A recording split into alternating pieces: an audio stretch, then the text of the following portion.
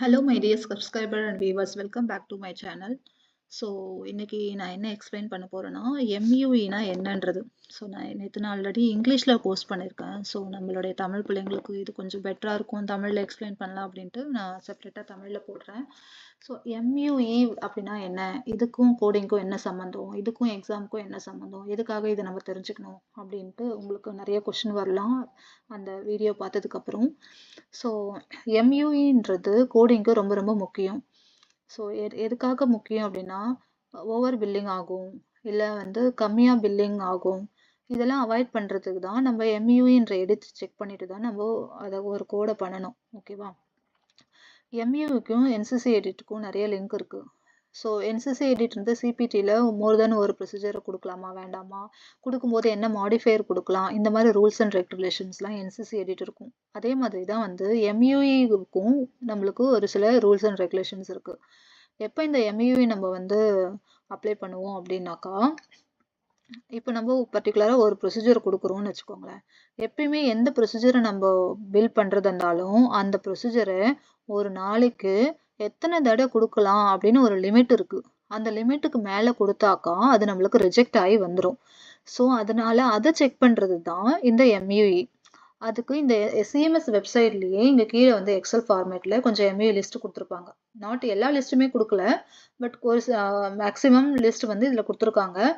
So அதில் நம்ம என்ன பண்ணுவோம்னா, நம்ம கண்ட்ரோல் எஃப் கொடுத்து, அதாவது சர்ச் கொடுத்து, எந்த எந்த சிபிடியை பில் பண்ண போகிறோமோ அந்த சிபிடியை என்ட்ரு பண்ணி அது செக் பண்ணி பார்க்கணும். அந்த சிபிடிக்கு நேராக 1 இருக்கா, 2 இருக்கா, 3 இருக்கா, எவ்வளோ யூனிட் இருக்குன்னு பார்க்கணும். சப்போஸ் ஒரு சிபிடிக்கு நேராக யூனிட் 3 2 இருக்குது அப்படின்னாக்கா மேக்ஸிமம் 2க்கு மேலே அதை நம்ம பில் பண்ணக்கூடாதுன்னு அர்த்தம். ஓகேவா? அது 2க்கு மேலே பில் பண்ணாக்கா கண்டிப்பாக அது ரிஜெக்ட் ஆகி வந்துடும், டினைல் ஆகிடும், நம்மளுக்கு எக்ஸ்ட்ரா பேமெண்ட் கிடைக்காது, ரிஜெக்ட் ஆகி கரெக்ஷனுக்கு தான் வருமே தவிர நம்மளுக்கு அந்த அமௌண்ட் கிடைக்காது. ஸோ இந்த மாதிரி ஓவர் பில்லிங்கை அவாய்ட் பண்ணுறதுக்கு தான் இந்த எம்யூஇ எடிட் எக்ஸலை செக் பண்ணி நம்ம பார்க்கணும். சப்போஸ் இப்போ இதை இந்த ப்ரொசீஜர் மல்டிபிள் டைம்ஸ் பண்ணியிருக்காங்க, இதை நம்ம 3-4 தடவை கொடுக்கலாமா வேண்டாமா அப்படின்னு நம்மளுக்கு டவுட் இருக்கும். எக்ஸாம்பிள் நம்ம ஃபிங்கர்ஸு டோஸ்லலாம் நிறையா இருக்கு இல்லையா, அந்த மாதிரி ஒரே சர்ஜரி நிறைய டோஸ்லலாம் பண்ணியிருக்காங்க. அப்போ இத்தனை தடவை நம்ம கொடுக்கலாமா வேண்டாமான்னு அதுக்கு மாடிஃபை இருக்குது, அது தனி விஷயம். ஜஸ்ட் ஃபார் எக்ஸாம்பிள், மற்ற இதுக்கு யூனிட் ரிலேட்டட்ஸ்லாம் நிறைய ப்ரொசீஜர்ஸ் இருக்குது. அந்த மாதிரி டைமில் நம்ம இது நிறைய சர்ஜரி பண்ணியிருக்காரு டாக்டர், நிறைய யூனிட் பண்ணியிருக்காரு, சப்போஸ் நம்ம கொடுக்கலாமா வேண்டாமா நம்மளுக்கு டவுட் இருக்கும். அதை செக் பண்ணுறதுக்கு தான் இந்த யூனிட். அதை செக் பண்ணிவிட்டு ஓகே இதில் 5 இருக்குது, மேக்ஸிமம் 5 இருக்குது, அப்போ ஒரு பிளேஸ் ஆஃப் சர்வீஸ்க்கு நம்ம மேக்ஸிமம் 5 இருக்குன்னாக்கா கண்டிப்பாக அந்த 5 இன்ட்டு யூனிட்டை கொடுத்து நம்ம அதை கண்டிப்பாக பில் பண்ணிக்கலாம். ஸோ எப்போ எந்த ஒரு சிபிடியை பில் பண்ணுறது இருந்தாலும் லிமிட்டை செக் பண்ணிட்டு தான் நம்ம அந்த யூனிட்டை என்ட்ரு பண்ணணும். அந்த பர்டிகுலர் லிமிட்டுக்கு மேலே நம்ம என்ட்ரு பண்ணி பில் பண்ணால் கண்டிப்பாக ரிஜெக்ட் ஆகிடும். ஓகேவா? இது கோடிங்க்கு கண்டிப்பாக இது ரொம்ப முக்கியமானது.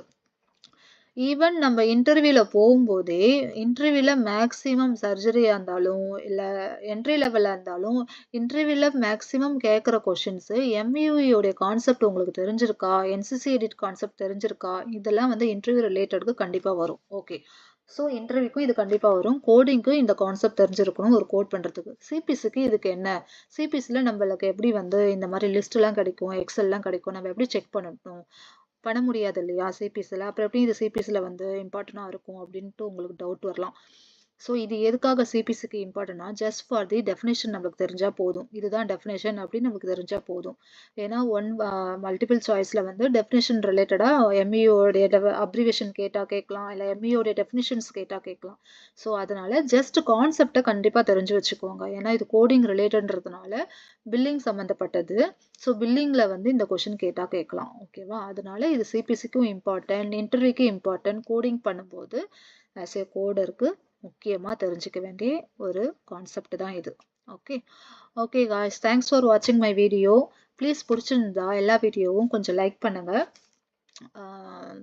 உங்கள் ஃப்ரெண்ட்ஸுக்கு இது வேணும்னு நினச்சிங்கன்னா ஷேர் பண்ணுங்கள். ஓகே, தேங்க்யூ ஃபார் வாட்சிங் my video. Thank you so much. Bye bye.